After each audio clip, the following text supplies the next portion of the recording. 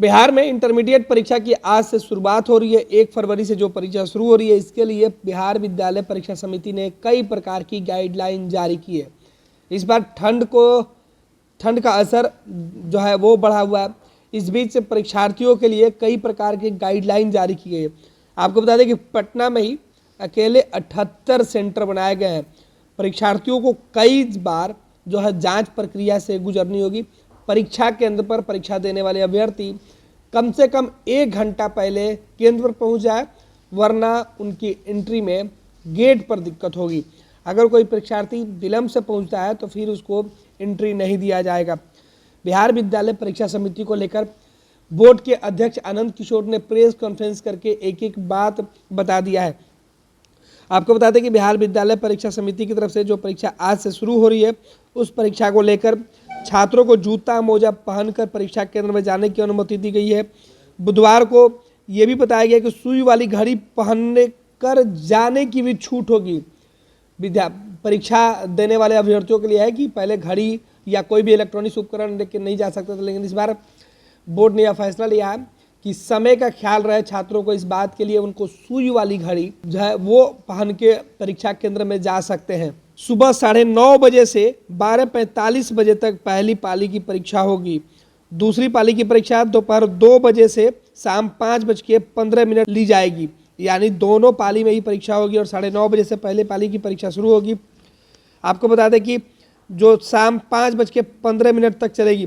परीक्षा केंद्र में आधे घंटे पहले पहुंचना होगा, उसके बाद प्रवेश की अनुमति नहीं होगी। यानी परीक्षा सेंटर पर आपको 1 घंटा पहले जाना होगा। परीक्षा केंद्र के अंदर आपको आधे घंटे पहले प्रवेश करने की अनुमति दी जाएगी। और सीधे तौर पे अगर आप विलंब करते हैं तो फिर आपको परीक्षा केंद्र के अंदर प्रवेश नहीं दिया जाएगा। बोर्ड ने सख्त हिदायत दे दी है।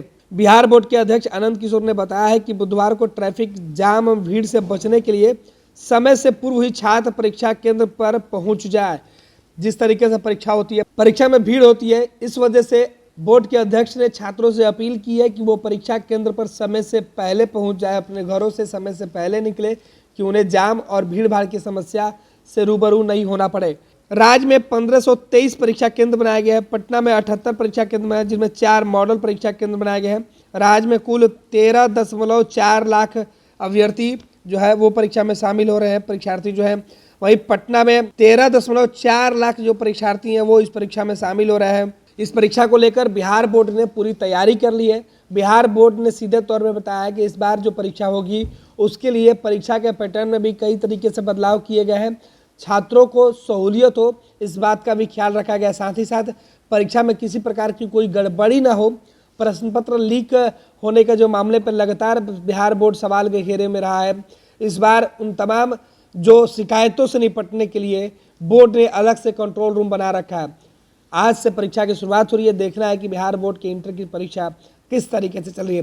हालांकि परीक्षा केंद्र पर सुबह से ही छात्रों का आने का सिलसिला शुरू हो गया। आपसे कुछ देर बाद जब परीक्षा शुरू होगी उसके बाद परीक्षा को लेकर जो छात्रों के मन में संशय है, वो तमाम जो संशय है वो साफ हो जाएगा कि परीक्षा केंद्र पर किस तरीके की स्थितियां निकल के सामने आ रही है। पैनोरमा ग्रुप, जो सोचता है वो करता है। ये लो, मुंह मीठा करो। आज मैंने अपना जॉब छोड़ दिया। अब हम पूर्णिया वापस जाएंगे। जॉब छोड़ दिया है?